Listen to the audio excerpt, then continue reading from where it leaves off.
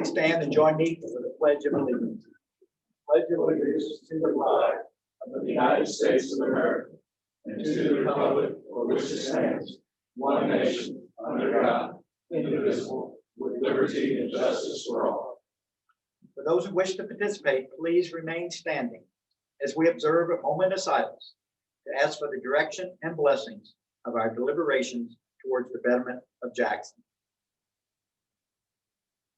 Amen.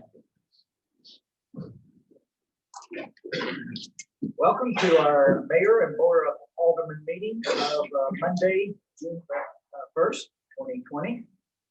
I'd like to welcome all our guests and visitors. Some will be presenting to us this evening, so we'll look forward to hearing from you. And also, we're on our YouTube channel, so we'll visual to a lot of citizens, and some that decide not to come out, they certainly can still watch our proceedings here tonight. The first order of business is that I would entertain a motion to adopt the agenda. So moved. Is there a second? Any discussion? All those in favor signify by saying aye. Aye. Those opposed, nay. We've adopted our agenda for the night. The first official business is a public hearing tonight. As a public hearing, if anyone decides to speak, if you could just come forward, be sworn in by our city clerk, and then speak for or against the public hearing. Our hearing tonight is to consider the voluntary annexation of the property address as 357 Timber Lane as submitted by Todd Johnson and Casey Joe Sparkman. So Casey, if you give your name and your address, and then be sworn in. Casey Joe Sparkman, 5291 State Highway 25, Cape Girardeau, Missouri. Please raise your right hand. Please swear to tell the whole truth and nothing but the truth, so help you God. I do.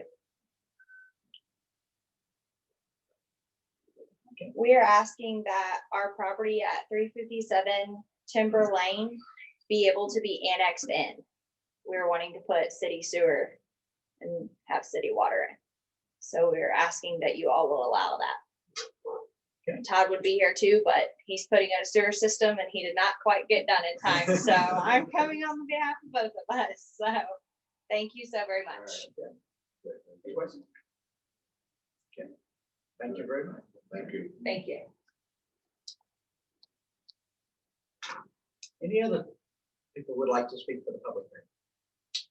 None being, I will close this hearing.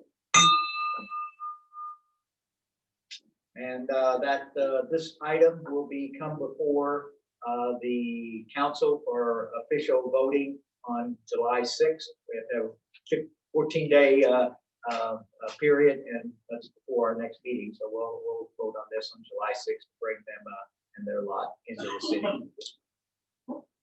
Next order of business is to approve the minutes of the regular scheduled meeting of May 18th, 2020. So moved. There's a second. Second. Any discussion? All those in favor signify by saying aye. Aye. Those opposed, nay. The minutes are approved on May 18th. Next, I would entertain a motion to approve the monthly bills of the city of Jackson for the previous month. Is there a second? Second. Any discussion? All those in favor signify by saying aye. Aye. Those opposed, nay. We will pay our monthly bills. From the Power, Light, and Water Committee, Alderman Reininger, what do you have for us this evening? If I'd like to consider a motion to accept the 2019 City of Jackson Annual Audit Report as prepared by B. St. Payne, Braun and Starter, LLC of Jackson, Missouri. Is there a second? Second. I believe we have a representative, Jeff Stroder, here to tell us a little about our audit before we vote. So.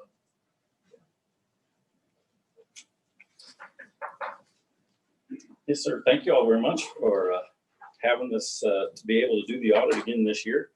And I think I'm seeing faces that I recognize. You've heard this spiel before, so I think you'll find that there's been very little change in what I've got to tell you over the last year. Our audit was very routine from our standpoint, and I think that for most of the audits that we do, routine is a good thing. That's what we're looking for. I'll just kind of summarize for you what the language is of the report.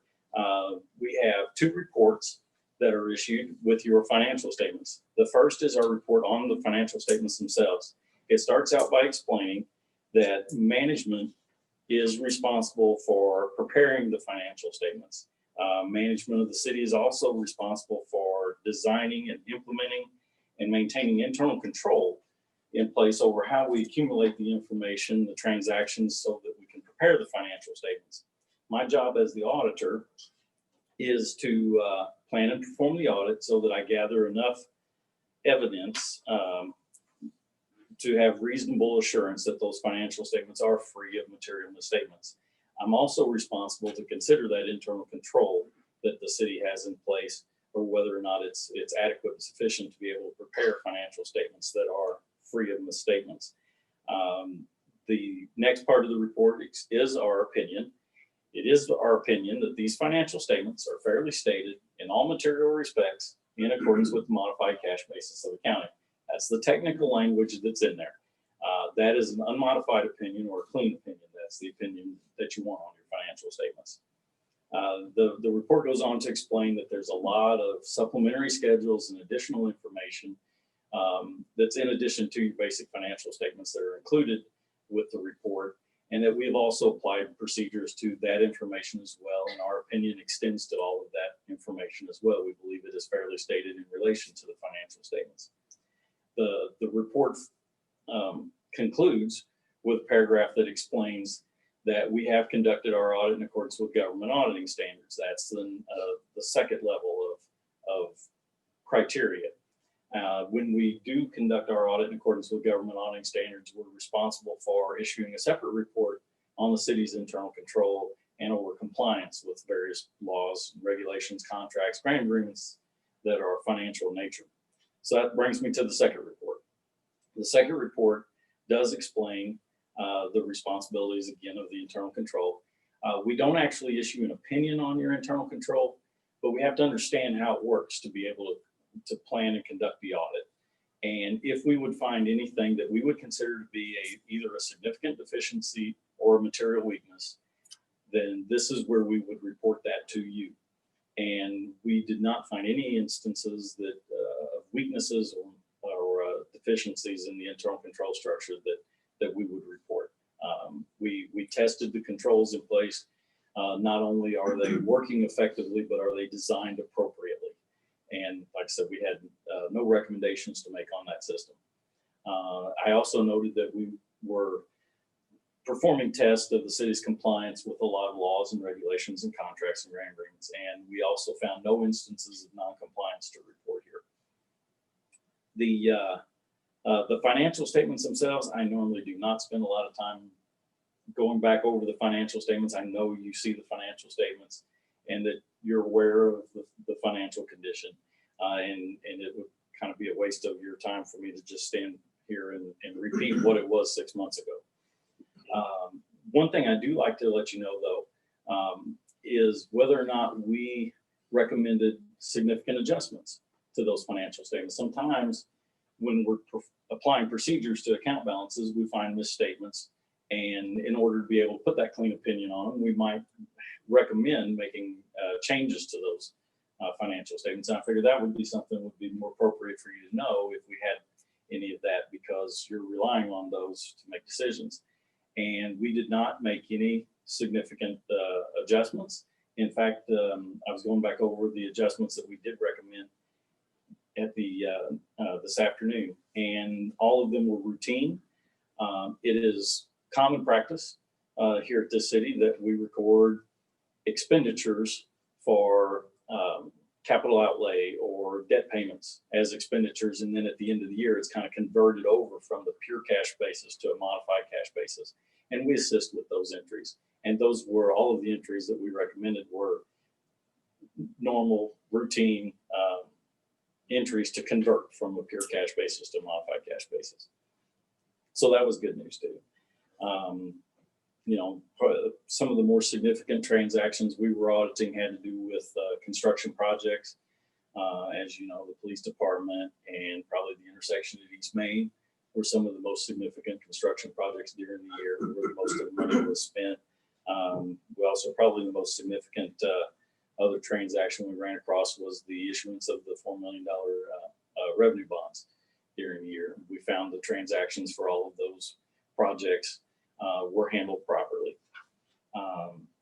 And lastly, there's just a handful of items I kind of like to mention to pass along some of the results of what we had.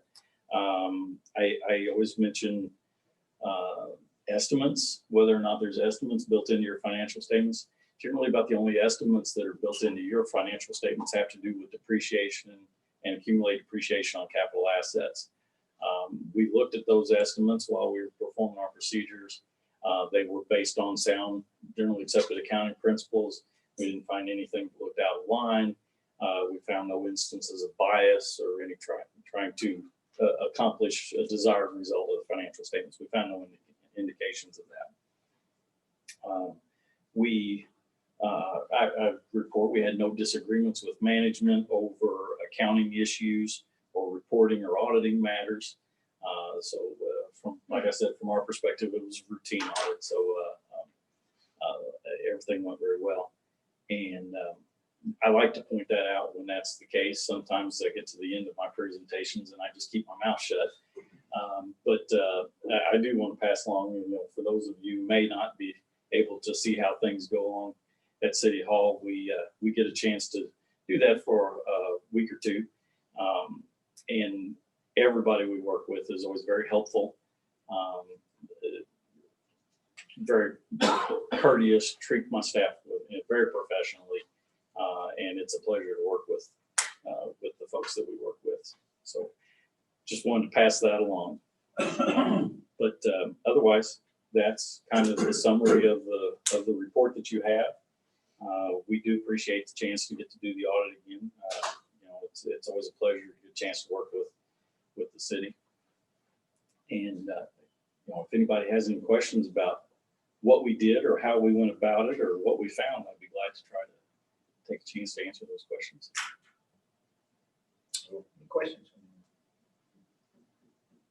Okay, that's a good clean on. Very good. Thank you, Jeff. Thank you all. And, I guess I congratulate to our financial department right there, and financial assistant city administrator, and I know city clerk gets very involved in working with you. So clean audits aren't, they're rare. Okay, so I'm just glad that we get one. We expect it now, but that's good. Thank you. All right, with that discussion, I would now, any other discussion? No other discussion? All those in favor of the motion to accept the audit report, signify by saying aye. Aye. Those opposed, nay. The motion is accepted. Mayor, that's all Power I has for this evening. Okay, from the Street Sewer and Cemetery Committee, Alderman Cunningham. Thank you, Mayor. I'd like to make a motion accepting the North High Street and Deerwood Drive intersection traffic study as prepared by Lockmuir Group of St. Louis, Missouri. Is there a second? Second. Any discussion? All those in favor signify by saying aye. Aye. Those opposed, nay. The motion is approved. To make a motion approving the existing cooperative purchasing agreement proposal of SAK Construction LLC of O'Fallon, Missouri in the amount of $97,487.50 relative to the 2020 sanitary sewer lining program. Is there a second? Second. Any discussion? All those in favor signify by saying aye. Aye. Those opposed, nay. The motion passes. Council, they have a bill proposing an ordinance authorizing a contractual agreement with SAK Construction LLC under the 2020 sanitary sewer lining program. By reference, please. Yes, sir. An ordinance authorizing the mayor of the city of Jackson, Missouri to execute a contract by between the city of Jackson, Missouri and SAK Construction LLC of Fallon, Missouri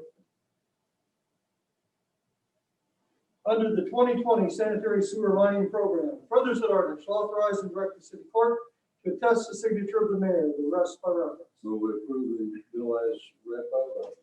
Is there a second? Second. Any discussion?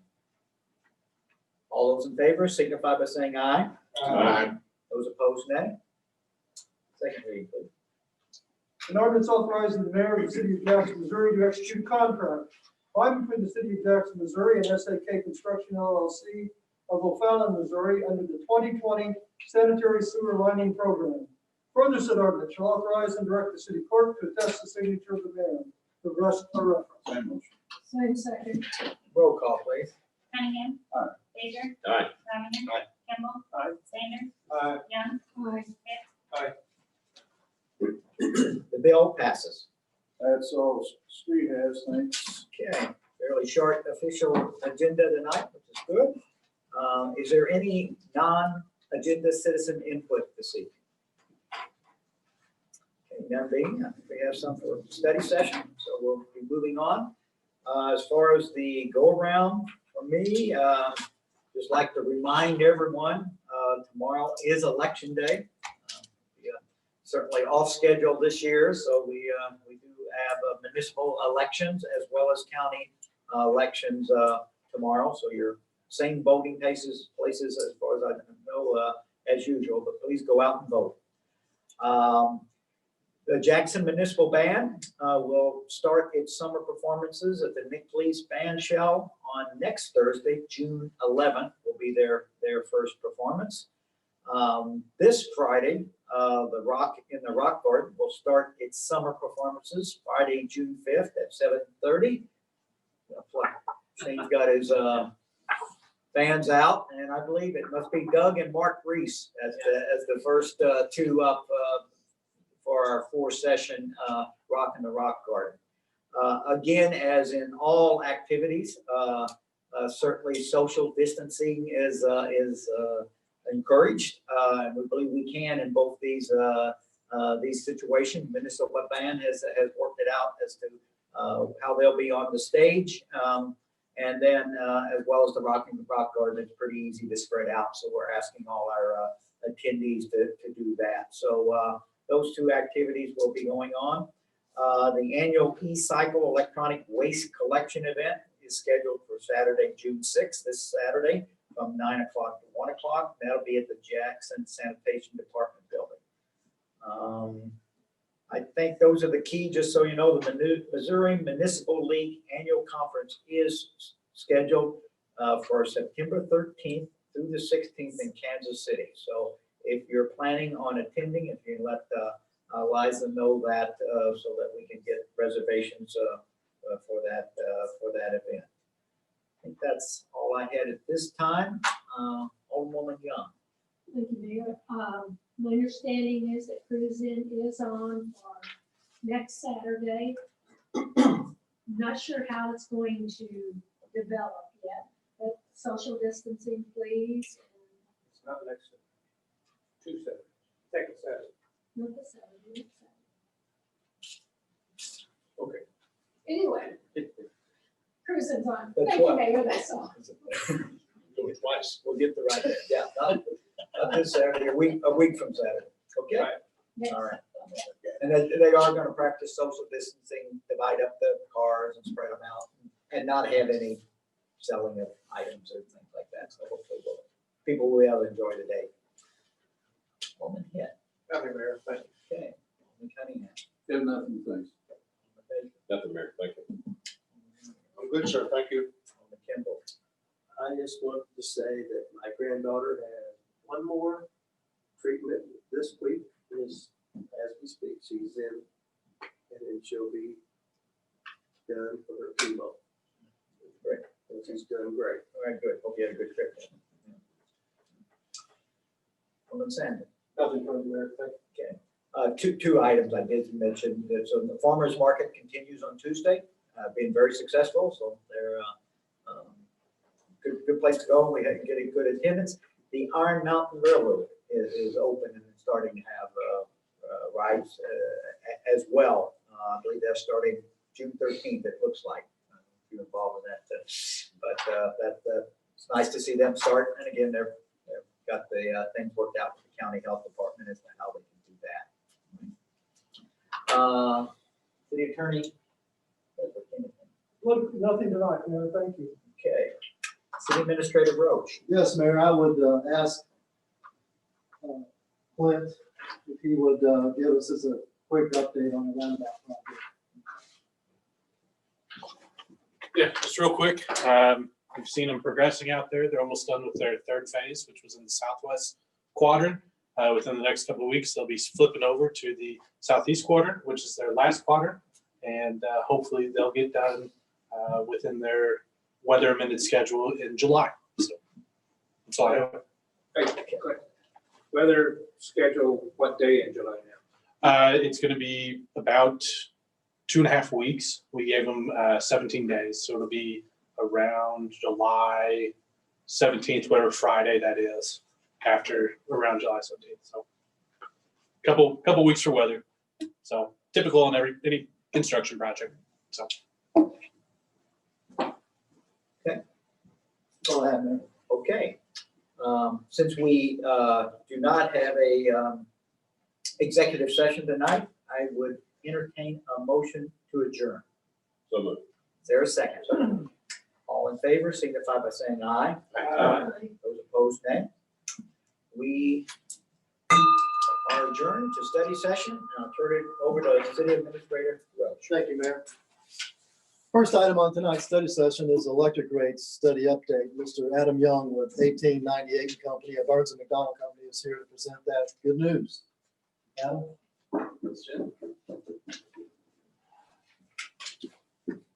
Good evening, Mayor. Good evening. Board. Nice to be here again. It's been a few years since I've been in Jackson, but always a real pleasure. Beautiful city. And of course, I'm working with folks from the city of Jackson. So again, just want to express my appreciation for letting you invite me down here today. Do I need to speak into here or just? Where's the speaker at for this? It's actually in the iPhone in front of you, so the iPad, so if you just speak It's on here. right there, you'll be, Okay. should be okay. As Jim mentioned, 1898 & Co. It's a Burns and McDonnell brand company. It's our consultancy practice, our design practice. So if you're familiar with Burns and McDonnell, 1898 & Co. piece, same company, just a brand. So anyway, pleasure to be here to talk about the cost, service, and rate design study that we've worked on. High level overview, objectives, go into some of the study components, how a rate study works, what the cost of service is. Then we'll get into the rates and talk about what the rates are going to be and how that's going to impact each of our customer classes. So during the study, one of our objectives are to update the financial forecast with some of the new assumptions, some of your capital projects, power supply costs from the pool, things of that nature. So we understand the financial condition going forward.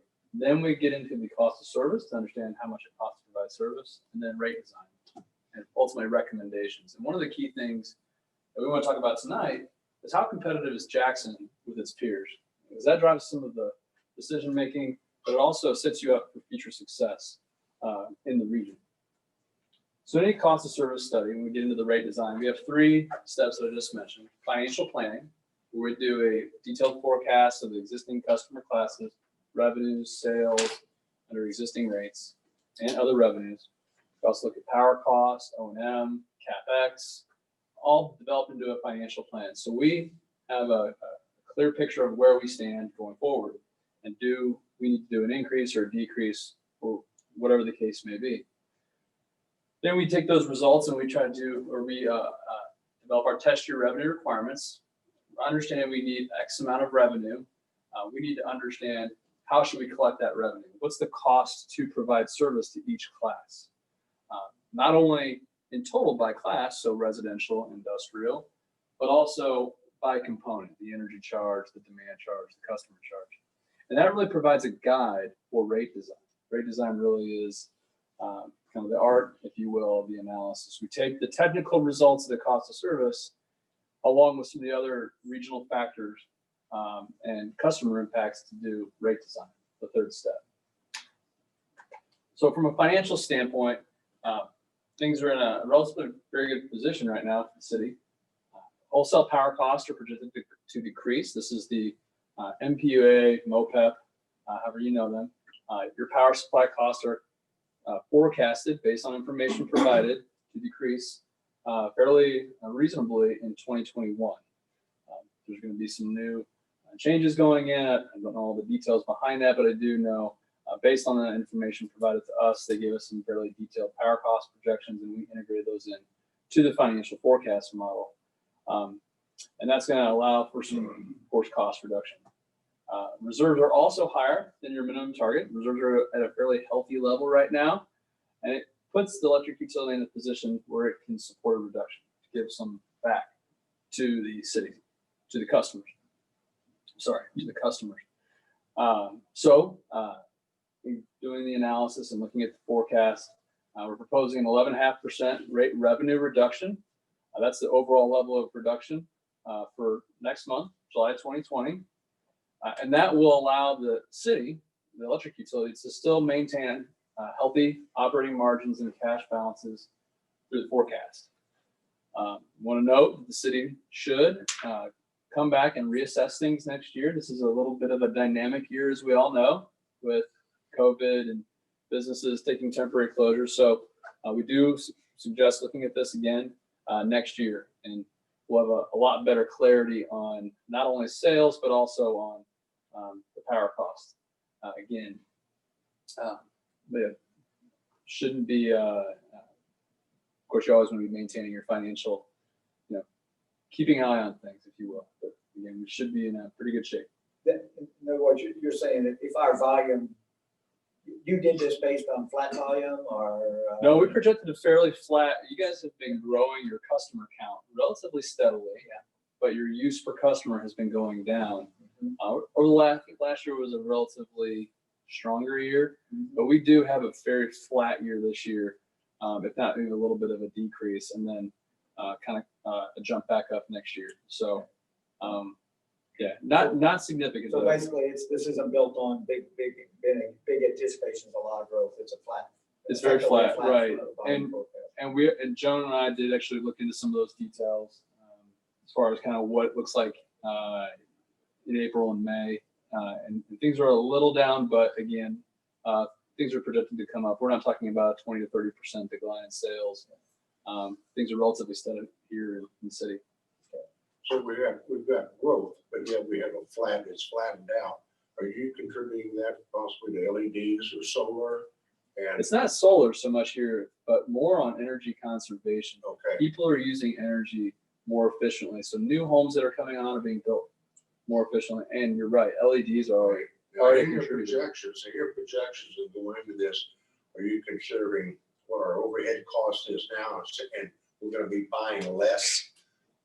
Our Yes. overhead cost is going to go up. Is it not? Your cost per kilowatt hour, right? Because you're using less. Yes. If your But it's not going to fluctuate that much. It's like your use per customer is gradually declining, but it's not real steep downhill. All right. Okay. And your customer growth and use per customer are effectively offsetting one another, and that's very common across most of the United States, with the exception of Southern California, where everybody's putting a solar panel up. We don't have that issue here.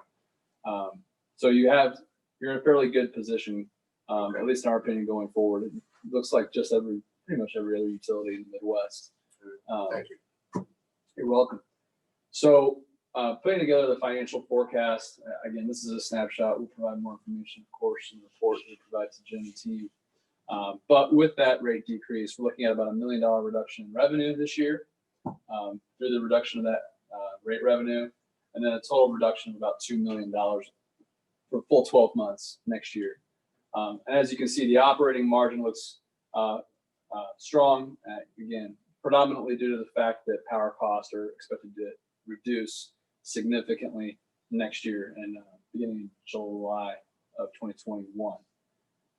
And again, maintaining that healthy balance in cash, of course. We are projecting a gradual decline, but again, your reserves are still well above where they are prudent today. So you have some room to take that reduction and provide some of that back to the customer.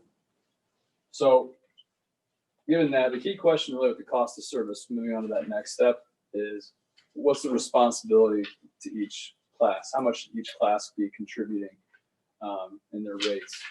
So we go through a series of analyses and a really exciting, complex model that'll crush your eyes in depth. But we do go through the technical analysis to understand who's responsible for which cost. So we unbundle the revenue requirement. Your test year 2021 we use as a test year. We allocate costs and the demand and energy costs, distribution costs, and customer costs. So we're talking about the wires, those fixed costs, and then your power supply costs from the pool. We develop allocation factors, demand, energy, customer allocation factors. Then we take all those costs and we allocate them to the various customer classes. So we understand how much should each class be contributing, and do we need what's the technical justification for an increase or decrease by class? Do you allocate indirect costs that the city has? The cost that might show up in your electric budget. So Well, I mean, I'm talking about our collection agency, everything, that's spread over several utilities. I think that does get allocated to the electric So department. we So, yeah. allocate Port Joan. Yeah, so what we might call in your administrative and general expenses. Yeah. Yeah, we do allocate those costs. We use a couple different factors to do that.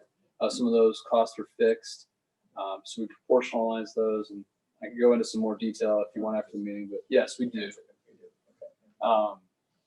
So getting to the the cost of service analysis, what we found from a technical standpoint, again, the cost of service is a guide. It is not necessarily a prescription. It's not something that you have to do, but it is a factor that most regulatory commissions will weigh in and review this when making decisions around rate increases or decreases. Of course, good news across the board, 11.5% reduction. That's the overall. From a technical standpoint, we can see that the residential class, from cost of service standpoint, is just over 10% reduction. Whereas your commercial and industrial classes, there's some support for a larger reduction based on the cost. So again, this is not necessarily what we do or recommend, but it's something as an input into the analysis. Those are other factors which we'll talk about here in a moment on what rate levels should we be moving towards. So on the rate design analysis, we really want to look at, are we maintaining a competitive position with our regional utilities? The Amerins, the Sykestons, we'll get into each one of them. So we want to take that into consideration as well as other objectives covering based on cost, other city objectives.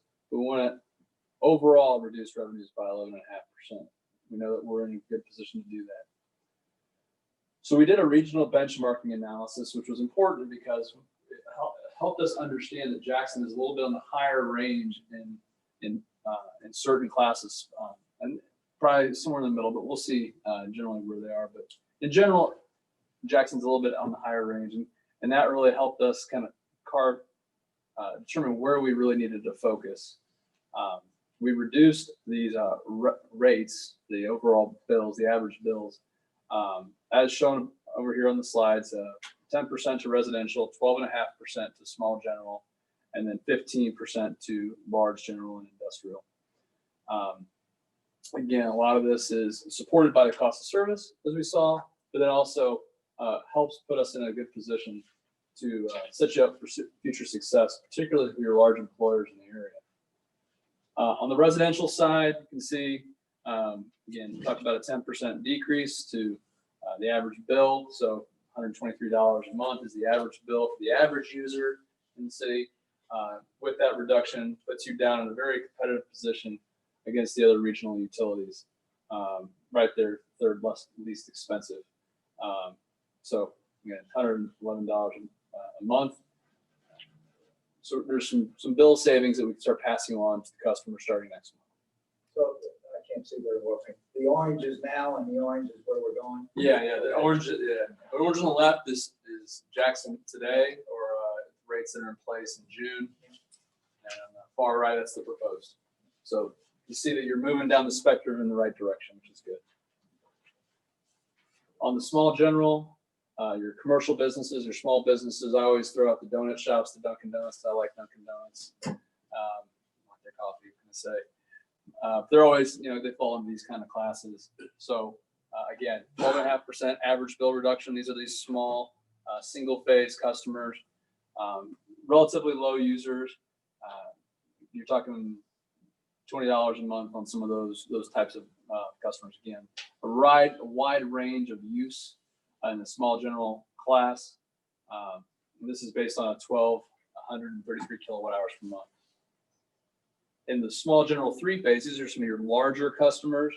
Again, the overall target here was to do a 12.5% to your small class. So we see a little bit larger for the 3-phase customers. They have a higher meter charge or minimum charge. I'm sorry. So their dollar amount is a little bit greater, but the overall bill reduction, 12.5% for that small general service class. So the smaller businesses in the community will see some benefit as well. And again, they're moving along down the spectrum to be more competitive with your regional utilities.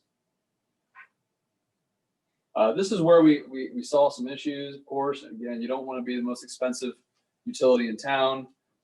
So it was kind of that, all right, we need to set ourselves up for more future success, recognizing where we stand in relationship to our peers. That 15% overall bill reduction. So the first bar on the left, that is your where you are today on average for the average large general customer, and there's 14 in that class, if I'm not mistaken. Those are your bigger customers using on average about 250 kilowatts of demand. Think about, I think the high school might fall into there. I'm trying to think of who else falls into that class. Big box retail. Yeah, Walmart. So what you'll see is if they don't change anything else, they're going to see on average a 15% average bill reduction. One of the things that we want to do for the large general class, as well as the industrial class, is give them the opportunity to provide, realize an incremental 2% discount by becoming a primary service customer, where then they will take over the local facilities on their site, ownership and maintaining of that transformer.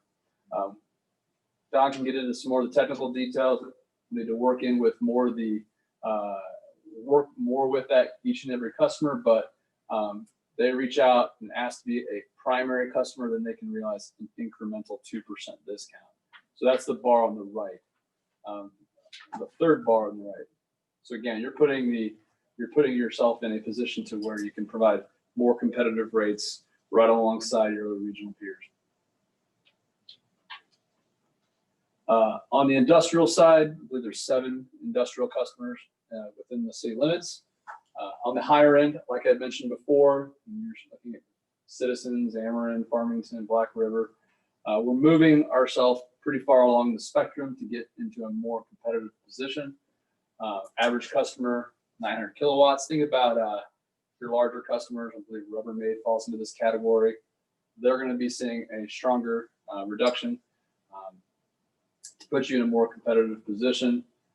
Again, similar to large commercial, we want to pass along or offer that incremental 2% discount for those customers that are interested and willing to take over the ownership and maintenance of their equipment on site that transforms voltage from that 13,812 kV level down to the voltage that they take it into their service.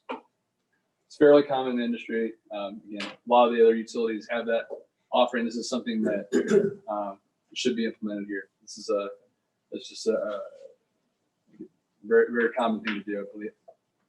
I'm not sure if all of them have that. I know Ameren has that option.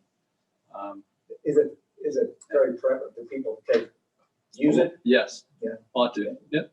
Yeah, absolutely. Not 100%, but a good amount will. They do a cost analysis and that's better, so they. Yeah. Yeah. Do we have the people on site who can operate and maintain? If something happens to that transformer, can we fix it? So a lot will, particularly if they're a good sized manufacturing facility.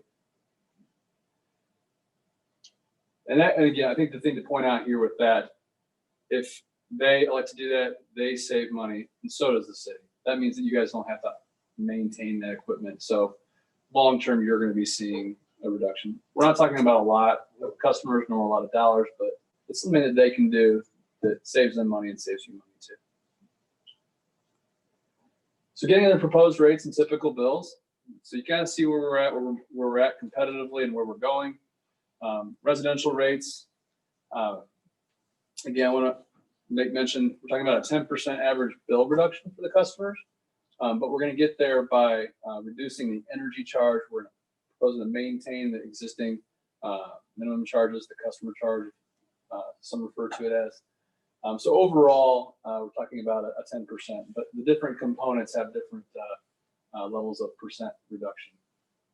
But combined, they effectively make up a 10% reduction for that average customer that uses 955 kilowatt hours per month. So depending on the level of use you have, you can see that the spectrum is fairly tight. You're not having some people getting a 20 and some people getting a 0 reduction. So again, the average customers, about $12 a month on average. The small general, again, putting all that reduction through the energy charge, leaving the minimum charges alone, which is, again, a good thing to keep that, provides that stable level of revenue.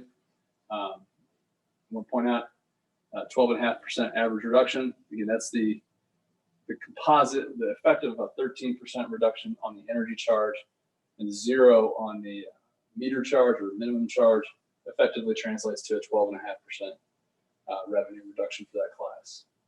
And you can see how that shakes out with the various types of users, whether you're a single phase or a 3-phase customers. Those customers that are interested in this or watching online, they can maybe look at their own use and see what their level of bill impact will be. Again, pretty tight range with regards to how much they reduce. Generally anywhere from 11 to 13%. There's some outliers in the small classes because they just don't use a lot. I picked some fairly low users in that, but you have some of those, but they're, again, you're getting a lot of reduction for that class. We start to get into some more dynamic things. We're talking about the large general rates. So we're doing some things to achieve a 15% reduction to the average customer in this class. On the face, you're like, well, I'm looking at a reduction in the energy charge of nearly 40% and an increase in the demand charge of 30%. Effectively, we ran these rates through all the typical bills for every customer in the large general class. And it does, in fact, generate a 15% reduction for the class and the average customer. And there is a range within that class, but we're not seeing any increases to any customer's bills because a lot of your large customers have a very similar usage profile. What that means from a detailed perspective, if you want to get into the weeds, I don't always recommend getting into the weeds. That's what we do. But looking at how the existing rates and the proposed rates, how those combined with those billing determinants, the energy usage numbers and the demand, that realizes a 15% reduction. So you can see that there for the average customer on the top of this slide. And then that's the middle number on the bottom portion of the slide, 15% reduction for that average customer. And you can see how, depending on your load factor, customers may see a different level of decrease depending on how they use power. Fortunately, I don't believe there's anybody under 36% load factor on a month-to-month basis. There may be an outlier here or there. But in general, your large general customers are seeing a pretty tight window as well of overall bill reduction. All good news really across the board. And a good thing about this is it really, the more you can incentivize load factor, the more these businesses can efficiently utilize their power, use power all the time. They're not really spiky. That's not good for the system. The better off they can be by managing their demand. If you talk to the industrials, they can do load management. The schools can do that. Folks put in all kinds of devices to manage that load and further reduce their bills. Additionally to that, again, like I mentioned before, this doesn't include that 2% discount that they can achieve to.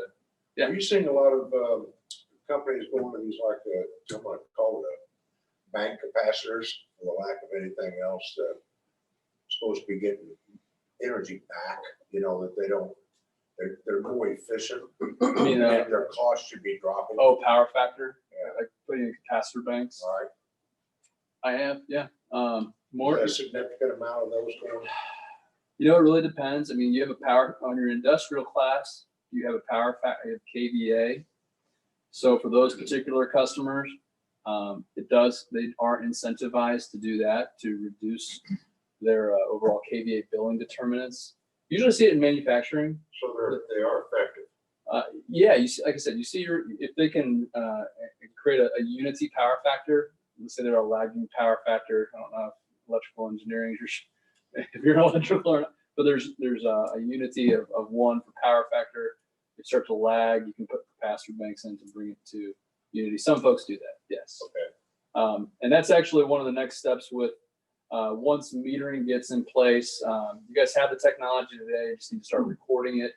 But we do see and want to start merging that large general rate class in the future when we're ready to be built on KVA as well, like the industrial class. Right now, when they, large general, they just see one line, electric charge. They see an energy charge based on the amount of use, the kilowatt hours that they use. They have a peak demand charge, the highest amount. Large general does that too. Yeah. Okay. That's right.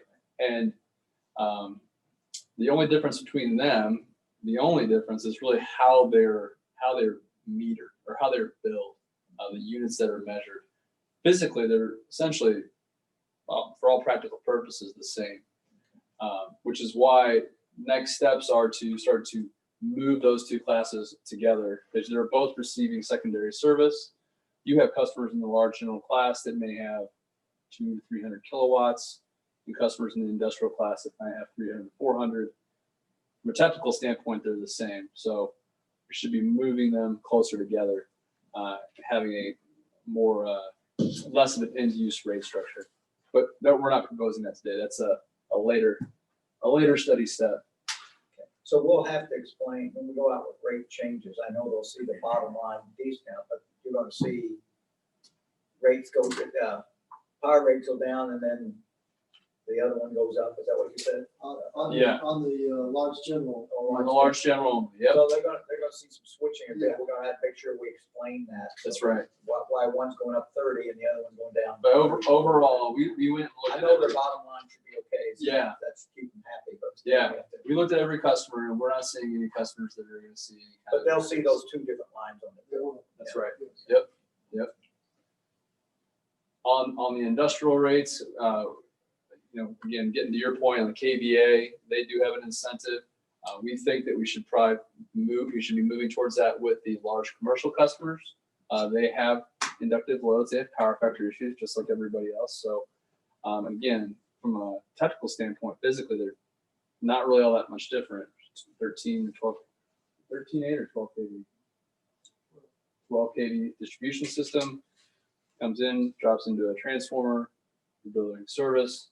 And really the industry is getting away from calling things industrial rates. It's more secondary, primary, sub-transmission, transmission. So from an actual technical standpoint, they're really similar to the large commercial class. So the cost of service is the same. When it gets right down to it, yeah. So it's a legacy thing. One of the things I think back when we did the study in 12, we merged churches and schools into the small general class because utilities across the country, and you could look at any utility, they're just moving away from end use rates where you actually, depending on what is inside your business, you get a different rate. That's really it's moving away from it so that we have actual cost-based rates. Again, 2% discount. This will be available. So whatever rates you see on here, that energy charge and demand charge would be discounted by 2% if they take primary service. The math at the top really just shows how the energy charges, the demand charges being reduced actually translates down to a 15% bill reduction under the proposed rates for that average customer. And then on the bottom, that average customer is across the middle, and they're seeing that same reduction. And then again, you can see where some of those customers, depending on your load factor, may see a different level of increase or decrease. Like large commercial, pretty much everybody's in a pretty tight range, in that 29 to 49%. There are a handful, maybe a month or two here and there, where a customer may have a spike and not use anything for a month. It's pretty rare, and over the year, I think everybody was in that 30 to 50% range. I don't remember seeing any outliers when we checked against this.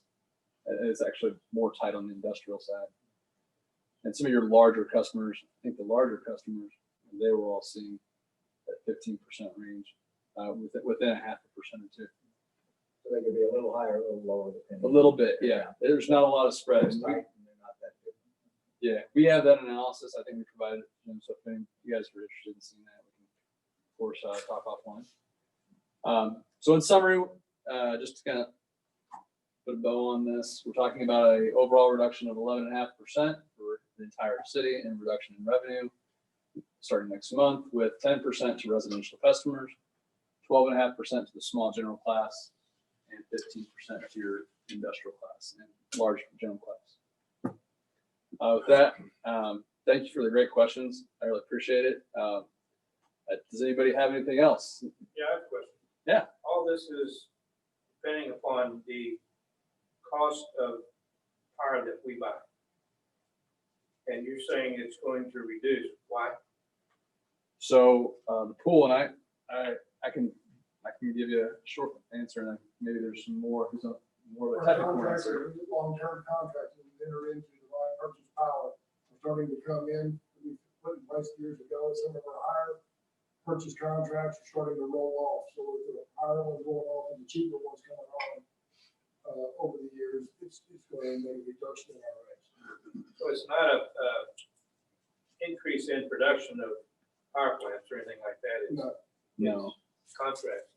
Well, there are some things that we've taken on in our portfolio to help that along, like getting involved in solar energy, wind energy, and stuff like that, moving those contracts into offset some of the higher price cost to purchase power from other contracts that weren't as efficient.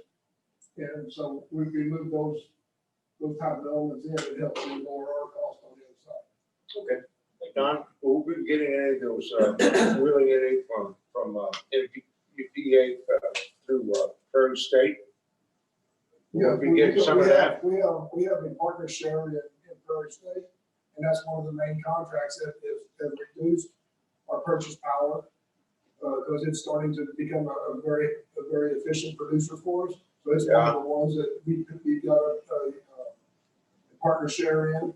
And so there again, as it's coming on, becoming more efficient, and we're rolling off some of our other long-term higher contracts, the part cost of purchase power is starting to roll down. So that was what, 10 years ago, maybe? Not even, I don't. 8 or 10? Maybe 8. Yeah. Something like that. It's finally starting to. Took a while. You're seeing a whole lot of power costs across the entire United States are starting to really drop, particularly here in the Midwest. So getting out of some of those older fixed price contracts is really starting to show up, and that kind of also adds to the rate change that's was approved. It was approved. The rate structure change, the wholesale rate structure change was approved. It has. Yeah. So that's built into the forecast as well. Really, and that's just again, it's all good news. Everything's going down. It's just how you're going to be charged and look a little different. Is that determined by the board that oversees that, or was that a government? No, that's determined by the NPUA board. That's the board that. Yeah. We're a part of, right? Yeah. Thank you. Any other questions? Thank you, Adam. Appreciate it. Hope you can come with good news like that every time. It's the other way. It's a lot harder.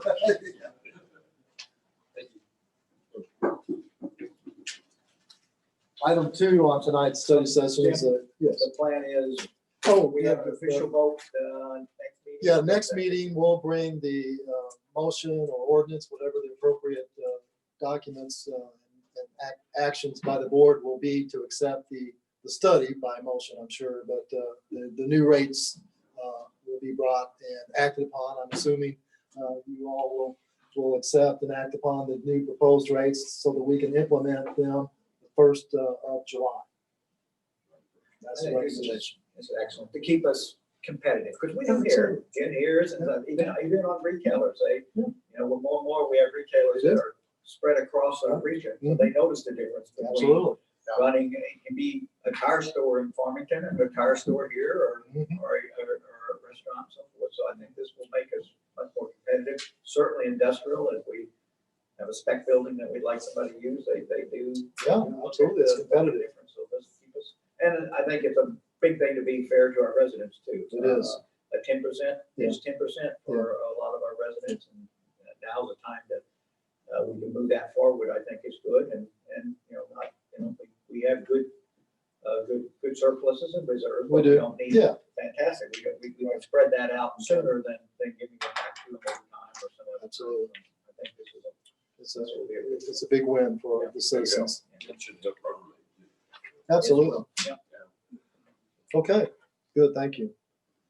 Item 2 is retail update. Jen Birdie with the Jackson Area Chamber of Commerce is here to do that, Jen. Jim's in charge of using more electric. Yeah. Well, And- thank and you. Generating more sales. Exactly. Thank you, Mayor. Thank you, council members, for having me tonight. Giving me the opportunity to speak to all of you. As you are most likely aware, COVID-19 has had an impact on retail recruitment efforts. However, I really want to share some exciting updates regarding Jackson, because I think a lot of individuals, including myself, will walk around and are just so excited to see some exciting things happening, things being built. So please note, in addition to these updates, the Jackson Area Chamber of Commerce worked diligently to install those signs at exit 102 for those businesses at exit 99 during the diverging diamond construction. So I'm just going to list off some of our retail updates. So first, I'm going to start with Domino's. Starting with Dave Bumpus, who is the owner of Jackson. Domino's said that we should just expect a much better experience. It's bigger and better if there's more parking. There's a wraparound drive-through window, some limited seating inside. It's 2,400 square foot plus a drive-through. And they're hoping to open late summer. As expected, COVID-19 has caused some delays, but I think as all of us have passed by, you've seen that it looks like it's really coming along. So we're excited to have that open late summer, right on Main Street by Southeast Health Convenience Care. Next one is Simo Crawfish, which is right next to the Roads 101 on Jackson. The new opening date is to be determined. When I talk to the owners, they're excited to serve the area and bring the Gulf Coast to Southeast Missouri. They'll be serving the community through a fresh market as well as a restaurant and bar. The hours will be Tuesday through Friday for dinner, opening at 3:30, and Saturdays 11 a.m. to 10. So another exciting update for you guys, Simo Crawfish coming to Jackson. Scooter's Coffee, if you've seen the construction happening next to Townhouse Inn, that is a Scooter's Coffee that broke ground last Tuesday, hoping to open late summer. This is going to be a drive-through only coffee shop. They'll have some pastries and breakfast items as well too, but drive-through only. Franchise owners are Bart and Carrie Vandeven, and they're thrilled to be bringing Scooter's Coffee, which is a franchise, to Jackson, right there by Townhouse Inn on Jackson Boulevard. Blazin' Car Wash. So this one is behind Century 21 by Walmart, by the gas station. This one is owned by Kevin Hurley. Just very excited to bring a car wash to Jackson. He also gave me, if anyone's interested, he gave me some of the layouts of that. And that one is what he's hoping to open in fall of 2020. And then, as most of you are aware, Best Western Plus opening in July, right there at your exit 99 by Colfeld. And then Mayor brought this up to me as well too. So LT Street Tacos, if you guys have seen the taco or the food truck that's in the parking lot by Stooges in front of the old Pizza Pro, that is LT Street Tacos. That is open Monday through Friday, 11:30 till 7. But in the brick and mortar that used to be Pizza Pro, that is going to be Mujo's Tacos. That's good. So they're brothers. So the construction has begun on that. They can't really give me a date right now as far as when they're going to be opening because it just now started. And again, COVID-19 has caused some delays in when people can work on that building, but that is going to be a Mexican restaurant right there. So, but the food truck right now is going to be there. It was open today. It was open today, so it's open Monday through Friday right now. And then I know too, we've gotten questions as well too. Our understanding is Stooges will be opening back up in June. I also reached out to Sappington, them being in the building where Ashley Furniture is. They said sales are booming and they don't feel the construction has really affected their sales. So, going from 17 square feet to 53 square foot You know, big change for them, but they're saying that sales are booming for them. So again, you know, Mayor asked me to come and speak to you guys to show that businesses are opening in Jackson. They're coming along. It's a great place for our businesses to come. And it's exciting for us to see all of the construction happening and all these businesses coming to Jackson. So wanted to share in case anybody had any questions. So the crawfish is not open, it's not open yet. but I've talked to people that have bought stuff. Well, I think you can order, but I think they're actual, like, if you wanted to walk in and go eat that part. Yes. Thank you. Thank you, Larry. Sorry, when is it? I think it was supposed to be this week and they had another delay. So when I looked at the latest update I got was still to be determined. So I mean, they're gonna have a patio out back. it'll be a beautiful I didn't setup. realize they didn't have such a nice Mhm. restaurant. And the interesting about that and several of these other businesses is, you know, it's nice to see businesses that bring people into Jackson. Certainly it's great for our own residents, but also it keeps our residents here as opposed to going somewhere else. And it starts bringing people to Jackson because they have a unique offering. So that's very exciting. Yes, absolutely. Absolutely. Where did you say that Domino's is going to be? So that's on Main Street next to Southeast Health Convenience Care. That's what's being built up right there. So, thank you. Okay. Any other questions? Thanks. Thank you. Thank you, Jim. Nice job. Thank you. Item 3 on tonight's study session is COVID-19 response plan update and timeline. I'll start with Chief Mauser.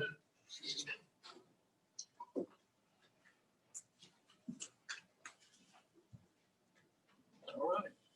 Thanks for having me here this evening.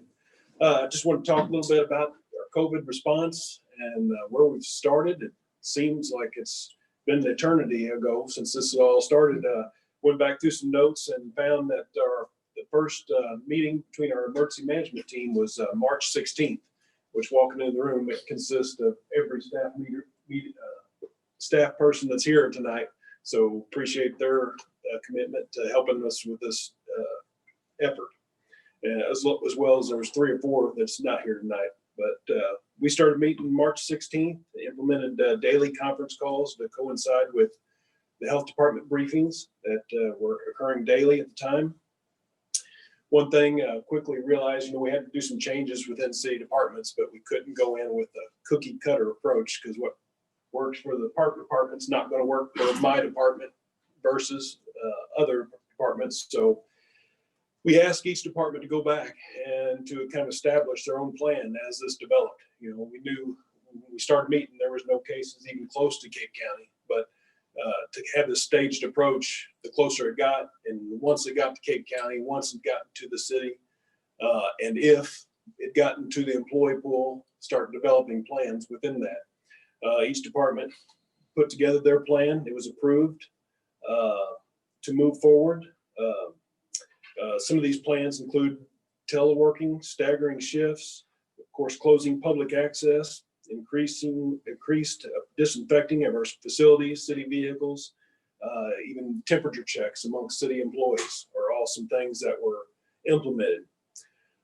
We developed, let's see here. We developed, an algorithm for our city employees. If they were sick in any way, the department heads could go through this check sheet. If they had a certain temperature, you're going home. It kind of gave guidelines to what to do if our city employees got sick. Come together with a flow chart. If any of our city employees come in contact with a positive COVID patient and the actions that they would take in an instance like that. So it was a lot of hard work amongst the city department heads to put this together. Where we are now, we're not meeting daily. When we first started this, it was 7 days a week, a couple of times a day. Now we're down to meeting conference calls with the local health department twice a week. The city department's, this emergency management team still has a weekly conference call to kind of update each other on things that are going on within our departments, any issues that we might have. A lot of our city departments are pretty much back in normal operation. Hopefully, we've done good if you haven't seen a huge difference as far as our city operations, because we really worked hard to keep things going smoothly amongst everything. You know, being back normal, we're still focusing on our social distancing or enhanced disinfecting, our stay at home if you're sick message to our city employees. You know, we've got a lot of upcoming events coming up, mainly in the park that Shane's going to report on here shortly. Basically just proud of all the stakeholders in Cape Girardeau County. I mean, we talked with SEMA and our regional coordinator, and really this type of coordination that we have here in the county between the cities, our county government. Chamber's done a great job getting the resources to our businesses. We really appreciate them. Or the PIOs and their work and getting the message out. It's really something to be proud of, I feel like. And again, we can appreciate your continued support. We will continue to adjust as needed. As most of you know, the governor has extended the phase 1 of his reopening plan until June 15th. So we'll continue to monitor that. I know he has a press conference for the emergency managers tomorrow at 4:30. We'll be listening to that to see if there's any changes. Just to provide a little update, countywide, as of this afternoon's press briefing, there's been 75 positive COVID cases in Cape Girardeau County. There's 49 that have totally recovered from that. We've had 3 deaths in Cape County, and currently we have 23 active cases in Cape Girardeau County. And I welcome any questions if you. I have a question. Sure. Did we have any city employees test positive? We did not. But through some of the criteria, I mean, it was quickly reported that some, whether it was a low-grade fever or some kind of respiratory cough that they couldn't get up, they used these algorithms, sent them home until they were declared by a doctor. We've had a couple of city employees that may have had close contact with somebody that tested positive that were quarantined until they were able to get a test done. But we have no positive cases in the employee pool. Thank you. Gee, the last thing is, I know we got an email from the county asking for all our expenses related to COVID. A lot of them came out of your department and things like that. So we'll submit that to the county for reimbursement because the county got $9.3 million to cover COVID expenses within the county. So our expenses will be part of that. So I know you're putting that together for submission and payment at the end of the month. The good part about being able to do it this way, I think we'll get 100% reimbursement versus if we had to go through the federal and get the 75 or 80% of what typically is. So this will be 100% reimbursement.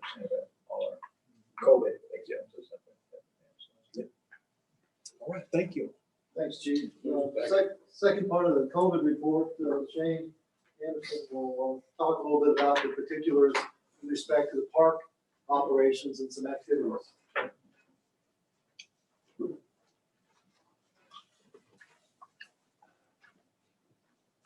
On April 3rd, I was given the direction to close down all of our playgrounds, skate park, and basketball court. And I thought, wow, you know, as a Parks and Rec guy, that was a big impact. But you know what? Here's where it got real for me when they said the tennis court goes down too. And I thought this is like the last days of Rome. I thought everything was going, and it really impacted me because it was something that I've never experienced. Of course, I've been here and going on 23 years, and I've never even imagined that we'd shut everything down, but we did, and for good reason. And what I found is that our walking trails started getting busier. We started having some more people trying to fish, and they weren't very good at it, but they was trying to fish at Rotary Lake. I tell you what I noticed in our springtime activities, and I know this is going back 23 years, we had more families using the park, using City Park in the last over 3 months than we have in my observation. I've been there every day I'm in the park. And we've got families there like I never seen it. A lot of it could have been, of course, they weren't at work or whatever, all the situations, but it was really impressive. It's really impressive. And now we're starting to come back. I'm pleased to say the tennis courts are back open. We still got a few park facilities that we haven't quite opened to the public yet, but we plan to. What I wanted to do here, Stan, tonight is talk to you about some events that we have coming up in June and July and recommend that we go forward with them and tell you why I'm going to recommend them. And we have 2 musical events. The mayor's mentioned a couple of them. Our Rock and Rock Barns this Friday night. And this thing is our 12th annual music event. It's, and I've got a schedule fan that I've set out, and I'll give you more of these if you need them. But we really have a great response across the board on the ages, little kids, young kids, old kids come out and they all enjoy and have a good time. And that's this coming Friday night, 7:30. And it's a series that's been going on every Friday night in June. Sometimes we even went to July in years past. Also on the music, next Thursday, the 11th of June, is the municipal band, their opening night, and they have some plans. Scott Van Gilder's give to me. He's got a plan of how they're going to social distance the players on stage as well as help out the crowd. And so that's two upcoming ones. Also, I'm going to recommend that the pool opens on June 8th. That's a week from today. And all these recommendations, I'm going to go through a few more. They're through in coordination with efforts that Cape County Health Department. I coordinate all my activities, my opening plans, operations, changes, anything I had to do. I make sure they're on board with it. They understand what's going on and change as needed. If they have a suggestion or direction given to me, I implement that and change it. So here's what I'd like to do first. I have, and you may all have the opening of the pool. Yeah, I'm going to hand that to you again because I made a small change in the math. I've worked on the math with Cape County, and everything was by 3. I think the one you had before said 150 is a total max. Well, now it's 147. And so we looked at the math and made a slight change. And I'm just going to go down the list with that. This is not this one updates the one that was in. The Yeah, packet. this is the update.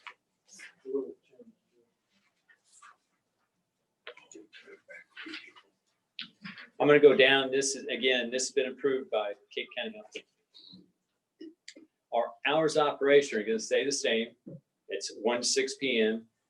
We'll have a 147 maximum occupancy of the building. And that's some math. That's a lot more than just that simple 50% of 293, but that's what it comes down to at the end. It says 50% 293. And these are general, under the general policy heading. We're really going to watch our social interaction between staff, customer, and also staff to staff, like they're on break or they're inside the pool house. We're really going to put effort to make sure everybody's got their social distance guideline in mind and they follow that. Also, 3 things really. Let me start off with this. Here's what this is all about, what I'm going to go through. It's 3 things: social distancing, increased signage, and increased cleaning. Those 3 main things. That's what all this is saying in so many words. This is breaking it down to different areas of the pool, but you want to make sure you keep your distance. You get signs out to make sure people are reminded constantly, and you have an enhanced and increased cleaning system of your from everything in there, from your restrooms to your entrance to any usage bath or anything you have pool wise. We're going to put some floor tape down to help people know where to stand and how to stand. Signs will be at the entrance. We'll have a one-way in and one-way out, which is going to help us monitor the attendance. Now I'm under the main entrance. Sneeze guard, of course, will be up, which is simple to do. We'll have hand sanitizer. We say at the front desk, we're going to have hand sanitizer everywhere. So anywhere there's people, we'll have that. On the pool and the deck area, we're going to help them maintain a lot of less grouping because we're taking away their chairs. This is going to be when the pool opened in 76, we didn't have a thing called chairs. It was just bring your towel and sit down on the concrete. And that's what it's going to go back to as well. Concession areas, we're going to take out the picnic tables. Again, helping them with signage for the 6-foot distance. And again, with floor tape, that helps you understand where you're standing in relation to everybody on the floor. Restrooms, again, the enhanced schedule of disinfecting, extra cleanings. Staff, we're thinking that's going to be, we really got to keep a watch on the staff and how they interact between each other. Also, of course, our high traffic areas, we want to make sure additional cleaning for that. So these are guidelines that have been approved by Cape County Health, and that's what we have for our pool. And we're going to have a recommendation to open it a week from the day, June 8th is a recommendation. Do I have any questions or concerns? Parties? Yeah, we haven't booked any of those yet. So right now, And- we're holding on those. Correct. Traditionally, we book the first day of operation. So we'd start booking these parties on June 8th. That's what we've always done. We've waited in that year to the first day of operation. Or you And we're planning, yes, we're planning to have parties at a reduced rate. I mean, reduced occupancy, which I didn't define in this. lessons. Here's the decision on swim lessons is we felt group lessons was not going to be a good idea. So we're not going to do group lessons this year at the pool, but we will do private. We'll have a lot of private lessons and have that offer. We think we'll have a big interest in our private lessons. We felt group lessons would not be the answer, not a good way to go. So we're not going to have. But that's our pool. Everybody okay with it? On the private parties, how will you just go by these rules? Yeah. Social distancing? Again, the three main things, social distance, that's number one. Your signage, I think, is really important. Put the signage everywhere, that's going to help. And also increase the cleaning. This will have a regular schedule. I just. Yeah, that's probably the same, those same basic, if we apply those same three fundamentals on every activity, that's going to be a key. Also in June, starting this week, we have our baseball and softball practice starting. And I'm again, worked with Cape County Health with a question of that. And their main concern is for more of a contact sport like basketball. They said baseball, softball wasn't really in that contact concern range. They said, be cautious, continued practice your social distancing. We'll have our signs out or send a text out to the coaches today as a reminder. But they were on the okay for starting our baseball and softball practice this week. We plan on starting our games on the 15th. So June 15th, that week, that's a Monday. That's when we'll start action on the game wise. They had games yesterday.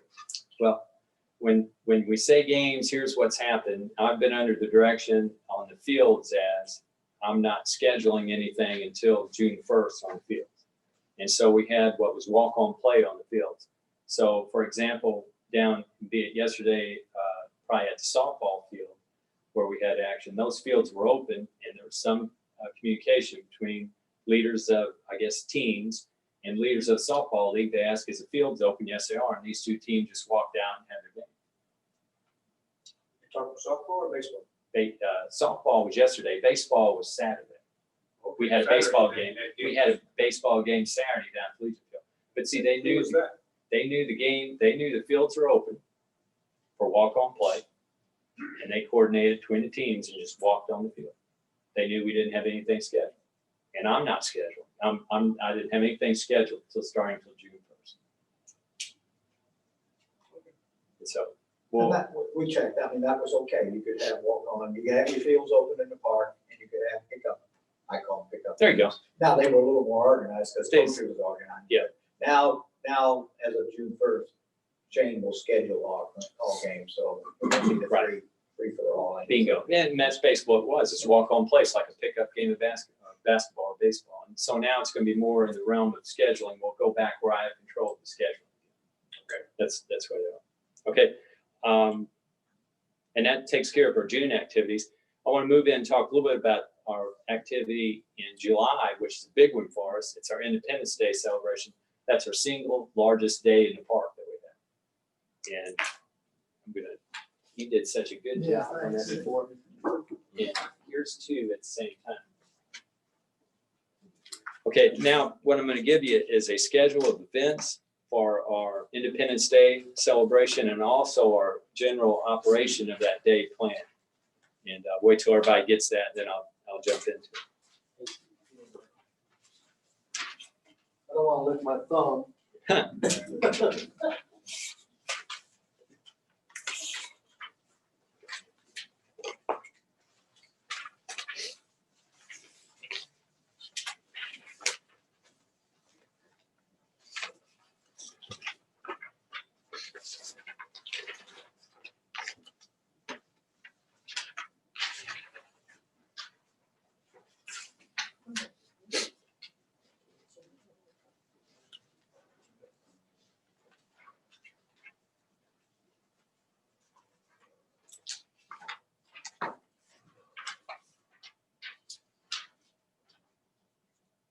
You're doing good so far. Thank you.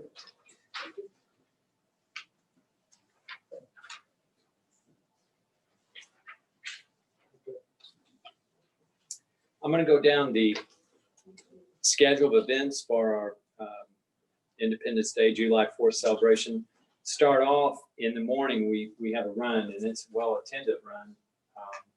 Reason we put pending on that is because the event organizer, Scott Gibbons, who's done, of course, for years, a great job putting it on, he's got to get approval from some of his superiors. So that's still in the pending stage of if that event's going to happen or not. Moving on to the city park, we've had mud volleyball for a number of years, and it's been canceled this year due to our nature of the event and the gathering of the group. Also, helicopter rides were canceled. Naturally, the enclosure, the tight spaces, the event operator did not like the idea of having a lot of folks in these helicopters. So he said, hey, man, we're not going to have it this year. Now on the Elks Lodge Beer Garden, we need to put a pending on that as well. The organizers are still deciding if they want to do it because of less of the number. And also, I mean, I talked with Amy Morris over at the Kent County Health Department today. We're looking at the beer garden and can we really maintain social distance? And we have a question on that. So we're really in a pending stage on that. There's a question. I have heard up there that there's several of them that if you don't have the volleyball, they don't want to go through it, do all that work at first, they won't sell any beer anyway. Well, I suspected that because Chuck Reed sent me a text today saying, hey, you going to have mud volleyball? And I went, no. So that may affect their decision. So this beer garden is pending, just let you know that. Now on the car show, we're going to come up with and typically the car show is held on what's called Sycamore Lane. That's the back road that we keep blocked off. It's behind the tennis courts, right off Park View. It's between the tennis courts and the creek, if you know the area that I'm speaking of. Traditionally, that's where we always had the car show. And what we're going to do is divide that lane. We'll have a divider and we'll just install it. Maybe simply as barrels that are attached with some caution tape and signs on. But there'll be something that divides that, and it'll direct the crowd and the spectators to walk on one side, one way, and then they'll walk on the other side, going the other way. And so you keep avenues of traffic where they don't create a group, where they would not come together and create a group. Also, we're going to have the cars space themselves when they come into the lot, from anywhere from 6 to 10 foot apart. As I understand, the car show organizers, typically this is put on as a competition. They pay to get in and then they are awarded a trophy. This year it's called a cruise-in display. So they're just going to be able to cruise in and leave at any time they wish. And probably the numbers are going to be smaller and it's going to be easier to handle. And I'm going to meet with the organizer. I talked to him this afternoon. I'm going to meet with him down in the park and we're going to decide on the amount of cars. We need to decide, hey, how many cars max are we getting? So we'll have a number to work off of. And that's our plan on that. So we think we can maintain the social distance as well as keep the crowds moving or ain't spectating, moving and come up with a good time. Of course, food stands will open at 9 along with the car show. On the food as well as craft vendors, we're going to require that they have a cone simply set in front. They'll have line. It'll show stand behind this line, which is your 6 foot distance line. We'll have a sanitary station that will be set up. That could be just simply a hand sanitizer right close by the shelf area where they have the food. Also, all the food vendors are going to be required to wear a mask. They'll have a mask in their operation. So these are items I've worked with the Cape County Health, and I'm expected to keep this going, and I'm expected the vendor naturally to help me out with this as well. And also we have planned cleaning to come in, redo the trash cans. I mean, we have that on schedule. We'll just maybe do another round of that, a little bit extra on that day as we usually do. We'll just add to it. Our other event that's been canceled is the JC Slip and Slide. They've added that. This would have been their 3rd year. It's kid oriented. Kids love it. And they slide down a hill on a tarp with water and soap suds, and they really have a good time. They have had a good time. The duck races in Elk Creek, we're going to continue with those. It's a fundraiser for St. Paul. The golf ball drop was canceled along with the helicopter rides because that's one and the same. They dropped the golf balls from the helicopter. And I'll get in touch with Essley when I can. On the band shell, I don't know who the special guest, which traditionally plays before the muni band plays. And then the fireworks is going to go off at 9:30. And that would conclude the event at 9:30. It's Gladiator Pyro out of Poplar Bluff. It's our company that shoots those off. Any questions on the overall events that we have through there and the cancels, of course? And remember the beer garden, big question, just so you got an inside scoop story here that no mud volleyball, maybe no beer garden, but we'll see. We'll work with it. Okay, I'm going to move on from the events and go to the Independence Day, the operation of it with the guidelines, social distance guidelines in place. We plan on starting everything at 9 in the morning, and then the finish will be at 9:30 that night with the fireworks. We'll have a lot of signage. That'll be from the Parkview Street, which is where the vendors will be. We'll have signage all along there, and also with the car show in Sycamore Lane.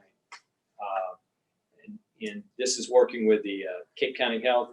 They're going to require social distancing, and also on every sign, it's going to encourage face masks. So we require the social distancing, but it's just encouraging a face mask on the event. So that's where the signs are going to be.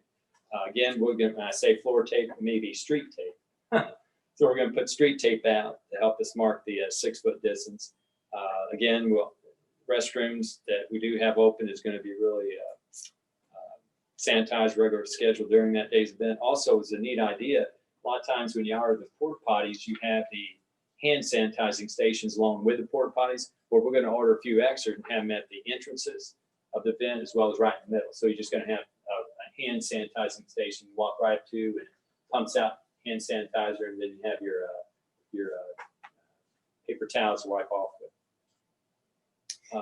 Food vendors and craft, I mentioned, same idea. They're going to wear masks. We'll have signage, and we're going to have a hand sanitizer right on their edge of their outfit. Car shows, I spoke a little bit about when I was going through the event. Same idea there. You want to space people out, put some signage there. We'll probably have a hand wash station in that group as well. Event cleanup, as we always do, we'll have somebody coming in afterwards. There'll be a lot of trash receptacles. They'll be full.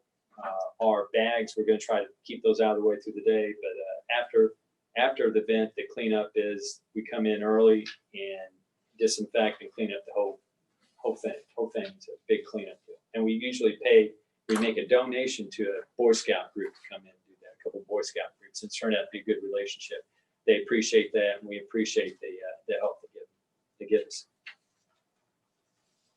Any questions on the operation for the? Jim, what do we,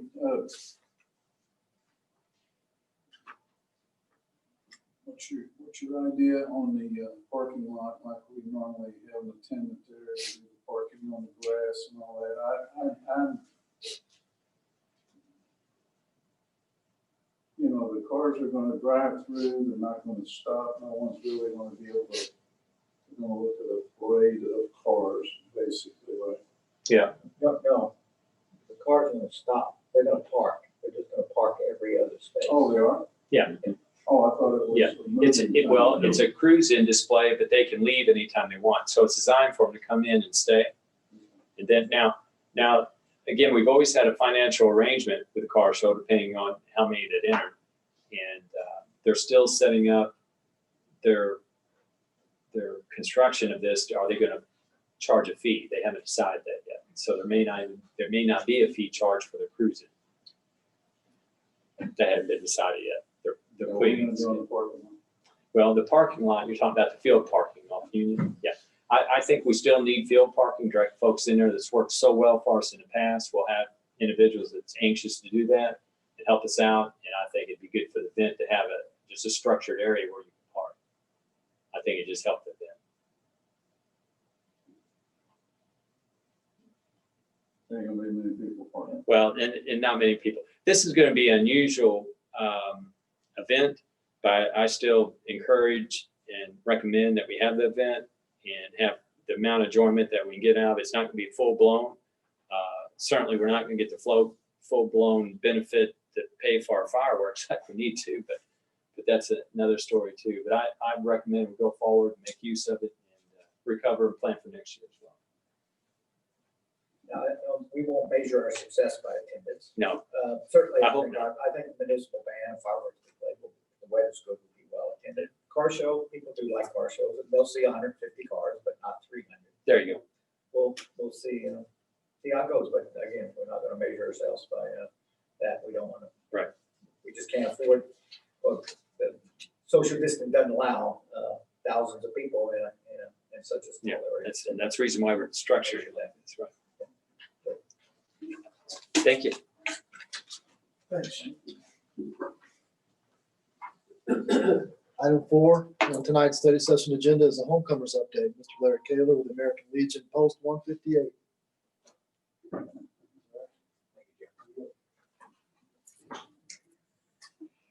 Thank you for having me back again.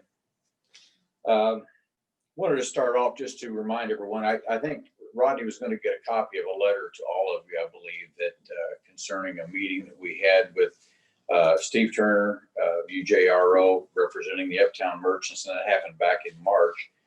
And I'm not going to go through the whole thing or anything else. I just wanted to make sure you got it and let you know that we did that with the intent of trying to find some ways to smooth things over a little with the merchants and maybe make some suggestions to help them to be more receptive to homecomers. And so far, I've had no response from any of the merchants, so I'm going to leave that right there.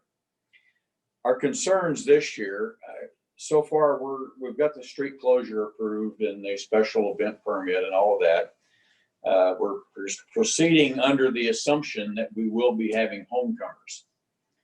Started to say as normal, but I don't think it'll be as normal this year. So we're not really sure what to expect. I sent out vendor contracts to all the food vendors with a note that in the event that it is canceled, they will get their money back. It's not going to cost them anything. So, we're hoping they're starting to come in. I've got about 3 or 4 in now, and we're hoping that we get a good response there.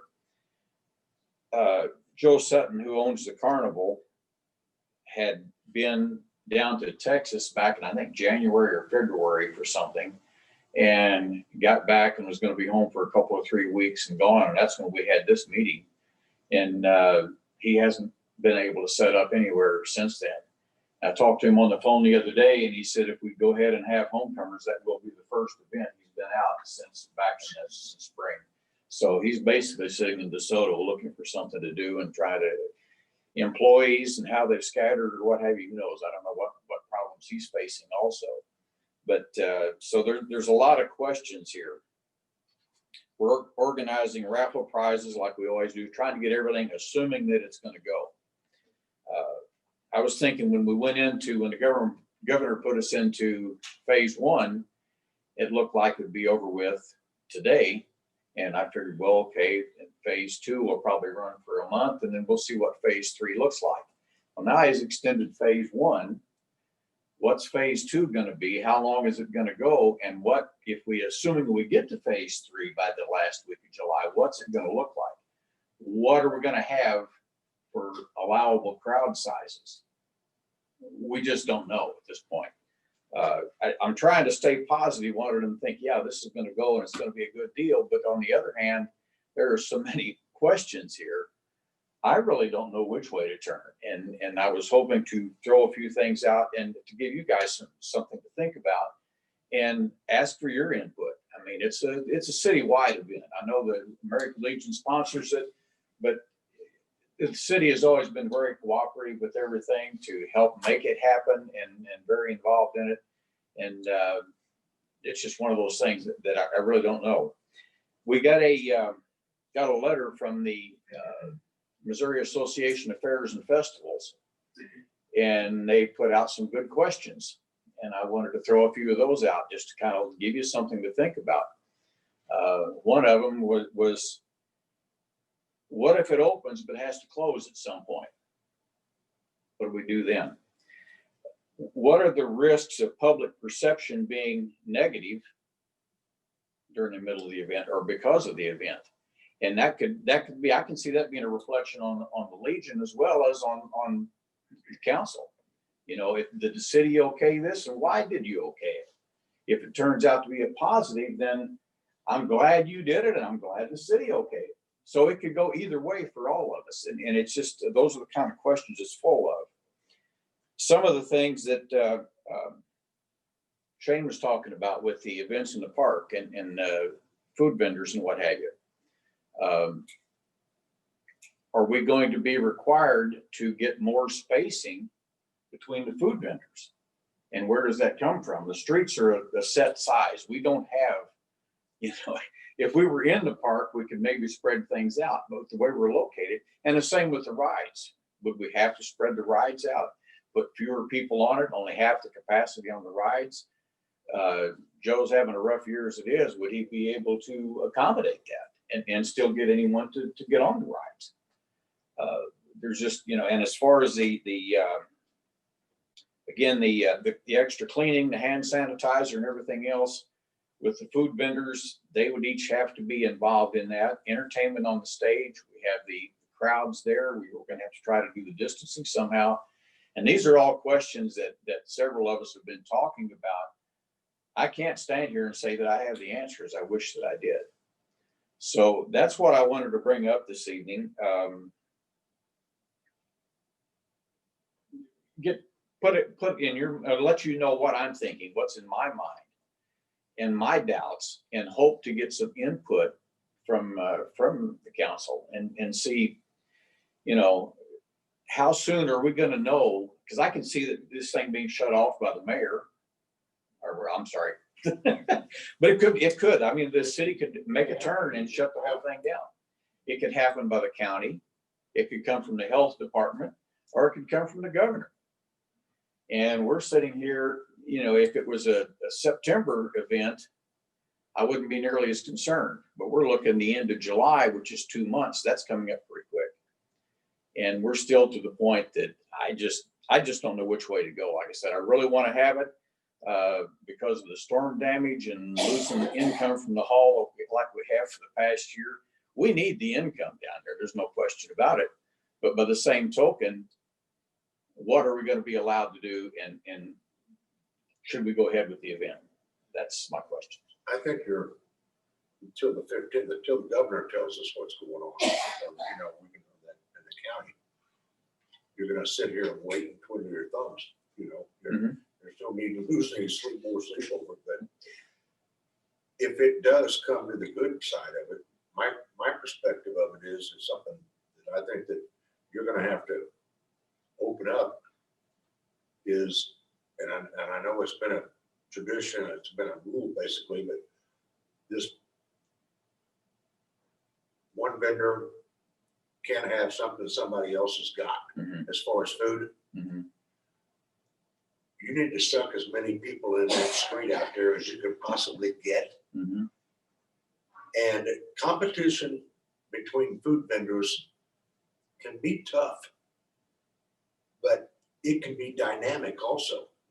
And when you have a food vendor that does something exceptional, does something really good, but he wants to be there, he can't serve it because somebody else has already got it. And he's limited to just 1 or 2 items in that trailer. And you need to get that, I think you need to do away with that and get a lot of diversity up there, give them something else to draw and make it a bigger positive. That's just a personal opinion I've got. Okay. But there's some wonderful vendors out there, but they can't do anything with it. It's a tough thing. We had a couple, 3 years ago, a situation where we ended up with about 5 different ones selling corn dogs, and every single one was complaining they couldn't sell corn dogs that year. Yeah. And it's because too many people were selling it. If you cut it down to 2 people, then those 2 will do well in corn dogs and let someone else have a couple of other things. And that's the way the agreements that we have. That's the way they're written up. And they should have gotten more diversified. we can look at it, but we can take a look at that. So, yeah. But at any rate, those are my questions and my concerns. And I think you articulated very well. If there's no doubt time is going to have a big factor. Today, you wanted an answer.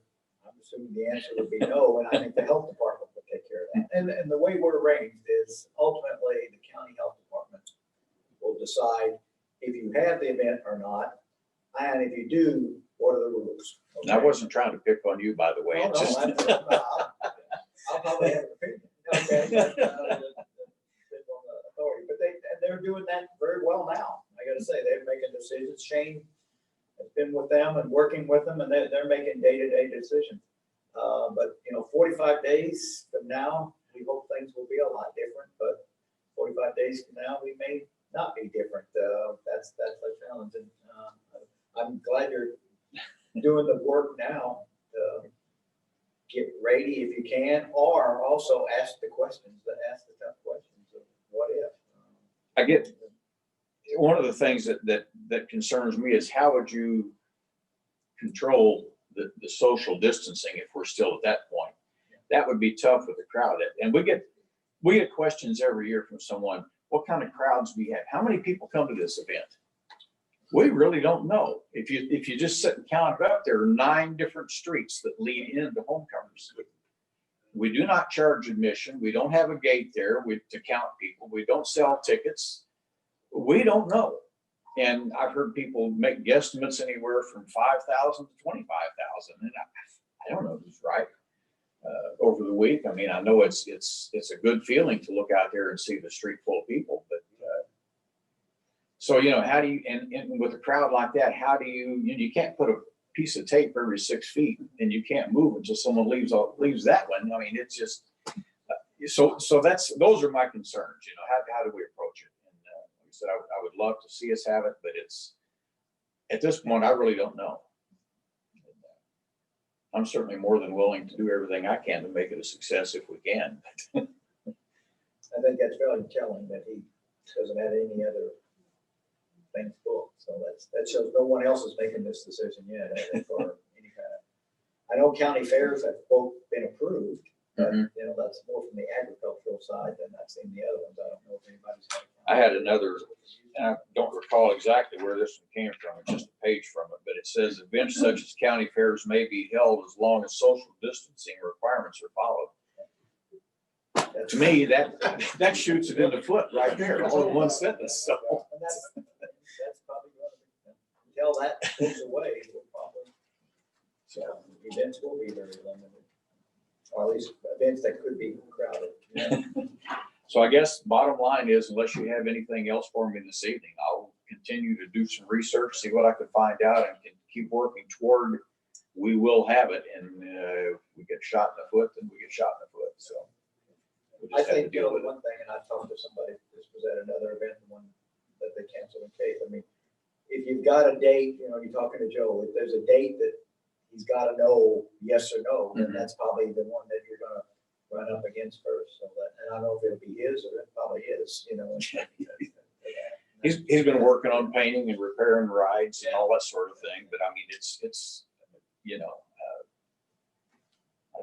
earlier before the meeting, someone mentioned his help, and I'm sure that's because he doesn't have a lot of full-time workers. I mean, he has a crew that he gets at the beginning of the year, and they travel with him for that year, and they may or may not be back next year. And if he doesn't have work for them, I'm sure he doesn't hiring them all and paying them just to sit around and do nothing. If I may, what's your obligation as far as you call him and say we can't have it? Are you committed money-wise, a portion of it, or not at all? No, if we're going to have it, well, at least that's my understanding of the way the contract we have is we just have to give him as much notice as we can. But we do what we can to put on the event. And like I said, he's been canceled through everything else. And that's it. I will double check that, but I really don't believe there's anything in there to that effect. So. I feel for your situation. I think the only route you have is forge ahead and see what happens, and nothing happens. And hope for the best. So I think that's all you can do. There were a lot of other good things in this thing from the fairs and festivals, but a lot of it had to do with livestock exhibits and all of that sort of thing, which we don't have to worry about. But I can imagine, if it was the SEMO fair coming up that quick, they would have a lot more things to consider and worry about than I do. I think my plate's pretty big right now, so. We're thinking that right now. I'm sure they are. I'm sure they are. Okay, anything else? Thank you. We'll keep talking. Yeah. Okay. Thank you very much. Thanks, Larry. Appreciate it.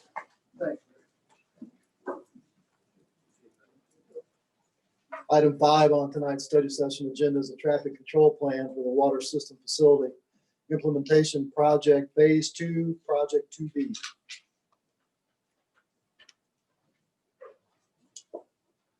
Get out his slide, dude. There You don't want to talk race? we go. I mean, I can go back. Read what he put if you want me to. So this is for the Water System Facility Implementation Improvement Program, which is our 9-year bond program for the water system improvements, which for these particular things, when we increase the lines, it increases the fire flows is one of the small things of this, and as well as other benefits too. But this particular project that we have going on this year consists of East Main Street, a water line on East Main Street that's going to go from Ohio to just past Neal. So I have that area in red, and that line on the left is Ohio, and that line on the right is Neal Street there. And that's going to be the area that we're going to have to be performing this work under. And so for this particular project, it's going to be on one side of the street. The water line is going to be on one side of the street. And so our engineers propose that we use a temporary traffic control by limiting it to 1 lane of traffic during the course of the project here. So under the traffic closure, this would see traffic going westbound or into town, 1 lane construction. Traffic going westbound would be able to go through the construction project as it's going on. And then if you're going eastbound, we would have a detour during the course of the project, which would be in the orange there, which consists of going down Ohio to Adams and then back up on Neal. There is one little caveat to this, because at this phase 1, there is going to be a phase 2, because in this circled area, we do have to cross Neal Street. We have to cross Neal Street to tie into the existing water line. And so what happens is, if you look at the entire stretch, there is no place other to cross to get back on Main Street from Neal until you get to Shawnee. So we're proposing during phase 2 here that we will have, again, westbound traffic that's from out of town coming into town, going through the construction area as 1 lane. And then if you have to go eastbound, we would have to detour you out all the way down to Brandon and then back to Shawnee. And this would just be for, again, the portion of the work where we do have to complete on Neal and it's not accessible. This could even be shortened down to, say, Bellevue, which is right before Neal, but you still have that long detour just because there's no other ways back on that. How long will this phase 2 last? For phase 2 specifically, phase 2, again, is just going across Neal Street. So it would be a couple of weeks with the tearing it up, putting the water line back in, doing the paving, because you're just talking about going from on the west side of Neal to the east side of Neal Street to make the connection. What date? What's our date? So good point. This. So we are planning on bidding this out shortly, and we anticipate the start of construction around mid-August, probably even late August by the time everything comes around. So the roundabout project will be done by the time this would all get started out here. How do you feel about the project at Center Junction and the increased traffic flow on East Main Street affecting this project? And So I'm sorry, I didn't mean to cut you off. that's fine. So what we did is, when we had thought about that, is if your traffic is coming from out of town, coming in town, and you have people that don't know the area very well, you can still stay on this road on the main stretch, and it's just a one lane traffic. So that means that you're not, it's not really congested as much because you still just have that full one lane of capability of going, if that makes sense. So it'd be essentially, with the construction still going on beside you, you would still have the one free open lane for you to drive in all the way, like it was a normal street. So I heard you tell Jim 2 weeks on phase 2. How long total would it possibly be one lane? So this would be, you're looking at a couple months here probably of construction to get the entire thing from Ohio down past Neal completed. You'd be looking at a couple months of work doing this. Do we have any statistics to show how much more traffic is coming in on off of East Main Street now as compared to normal because of the I-55 construction? I do not. We got, I mean, that's a, what we got, 7,000 a day? Yeah. That before all this happened, it's a busy street. I think more people go out than in, you know, then this will be during school. When we talked about this project first, we said we would wait till after the Senate Junction. I don't know if we can. I worry what this does, and let alone, you know, addressing some issues on some of our retailers. You know, we've got how we handle King Hardware and the co-op. Yeah, this is part of the bond plan too, and I think that whenever these projects were set, not to, you know, we didn't anticipate a DDI program whenever they were being set up this way. The only other, the other projects that we have going on for waterline work is consequently on East Jackson Boulevard.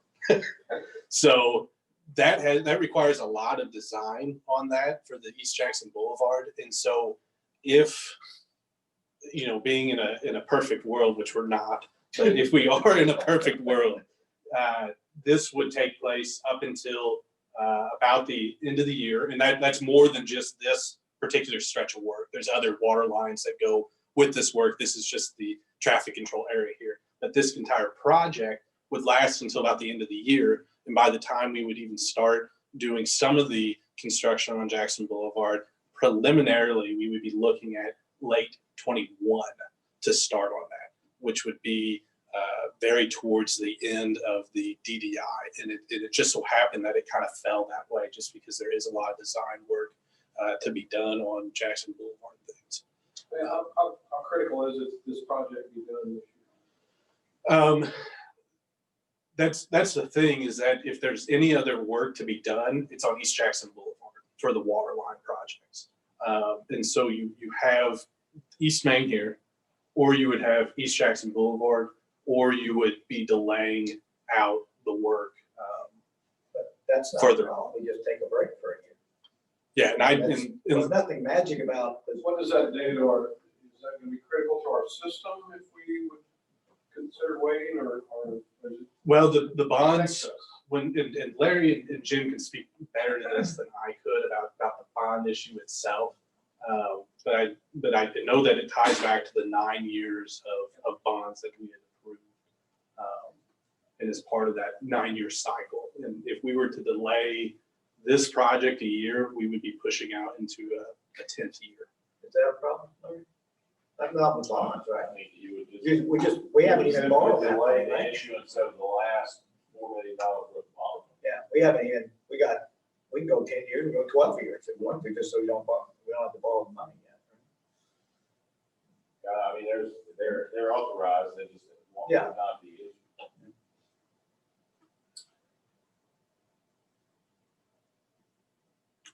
I'd say we take a break. Take a break. Tell the DDI stuff. I mean, this is designed, this can go on the shelf, the design's complete, obviously. Yeah. I mean, if we get the DDI done and that traffic's not there, we can take what we want to do is replace the railroad tracks too. And Yeah, we make broke it that both. up.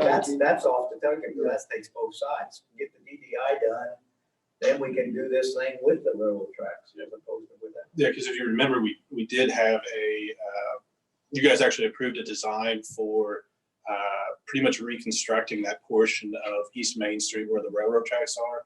And there's some stormwater issues there where the stormwater is sitting. We have that design in our back pocket as well. That's ready to go, so. Yeah.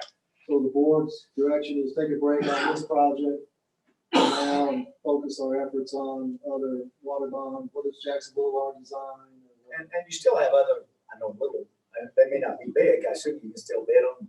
Yeah, and that's a good point as well, because we do have work that we can do, but it's not as substantial as work as what these water lines are. So just because we would be doing work this year doesn't necessarily mean that we're swapping things around, if that makes sense. So what I said earlier about extending this out, that's still true, even though we still have work to be done now, because we had a second project associated with our wells here in town that was going to take place after this project. So we still have work like that we can do, but it's not the infrastructure, the water line infrastructure projects that we'd be looking at that's making progress. But by not doing it, maybe I've asked this already, but a little bit type question. By not doing this, it creates no adverse effects on the city if we would wait a year. Your adverse effects would be, you still have the limited fire flows, which you've had already. And then you still have the chance for a break to happen in this area is still as great as it is today. Because by replacing the water line, you're reducing drastically the chances of breaks happening in that area. But then that threat still just remains at the same level as today. So no, you're not adversely affecting anything, but you're not helping the case either. Did you say fire flow? Is that what you said? Fire flows is part of it. In danger? I mean, I know it's always in danger. I don't know about this particular area because I haven't looked at that recently. And we have that information. Is it crucial? I guess that we don't know. I don't know if it would be crucial either way, according to fire flows. No. That's the only thing that scared me. Go ahead. I was trying to pull up a map. I mean, it's definitely restricted in that area. I mean, we have contingencies now in place. We just extend those until projects. I hate to see one lane traffic on Center Junction and one lane traffic on East Main at the same time. That's a great point. Okay. Well, yeah, we'll hold off on this one until Center Junction, about a year. About a year. Yeah. Okay. And I'd say go back and if we do this, let's take the big pain, see if we put the rebel track in. And then start on. Yeah. I know that's a big deal. I'll scream about that too. You know? I'm there on that. Yeah. Very good. Thank you, Clint.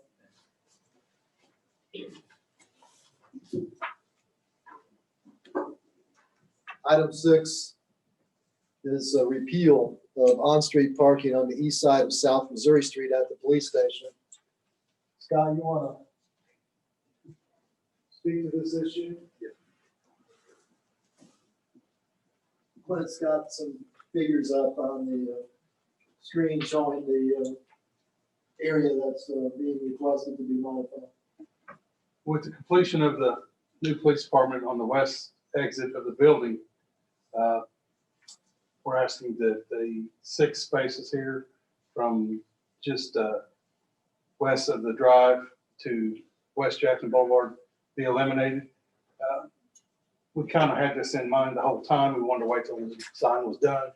But that gate is what's called a high-speed gate. That's where most of our exits would be coming up out of there. With that grade lot being there like that, where you have to set to come out, 4, 5, and 6 there makes it really difficult to see traffic pulling onto that street. So that's kind of the reason for the request. You can see there we lose 2 spots with the drive, and the number 1 spot right there in front of that culvert. It's really not much of a spot there anyhow. It goes up to the cemetery entrance there. I think I went down there after staff meeting the other day, and she was down there taking pictures. I think Jim was calling. It was obvious to me that the drive didn't take in 2, it actually took in 3, or a portion of that. I thought, We're talking about two, maybe three spots eliminating, it's not six, like everyone thinks when you say eliminating six. It's a no-brainer. It needs to be done. And school's okay with it? Yes, I talked to Dr. Link Talked to today. Dr. Link, And he's he's fine. He has Do plenty of whatever time. we need. He said there's not, all the spaces across the streets not ever used anyhow, so. We're good. The way that drive is, it's you're below the level Eyesight, yeah. of, and you can't see anyway, much less put any kind of big old truck there. And the majority of our exits are gonna be on the West Jackson Boulevard, so. Coming around This there. is where you get a call, this is where the police exits, right? For the most part, yes. Yeah. Yeah, it needs to be protected. Yep. So, I mean, a little bit of that 6 spots, we do have to eliminate 6 spots because they're officially spots, but we're not really doing it, but Rodney will write it up as the elimination, that's what we'll pass. Yep. next week. It's on paper. Okay, thanks. Okay. And, thanks. Item 7 is a project that we're proposing for the power plant with a masonry repointing project. John, you want to talk about that? Yeah, I feel like the flea in the circus. I'll make it quick and short. The mortar's falling out between the bricks on that 100-year-old building. We need to put it back in. Thank you for your time. The bid opens on Thursday, I believe, June the 4th. So the bids are advertised right now. We'll see what happens on June 4th, which will be Thursday. So Same statement you had the other day. it hasn't changed. Bricks are leaking and need to be fixed. It hasn't changed in 4 more years. Any questions? Thank you for your time. A really non-electrical presentation. Yeah. There are no wires connected to the motor. All right, Mayor, that's all we have for study session. Any other business before the council? None being, I will just adjourn instead of that. Thanks for everybody.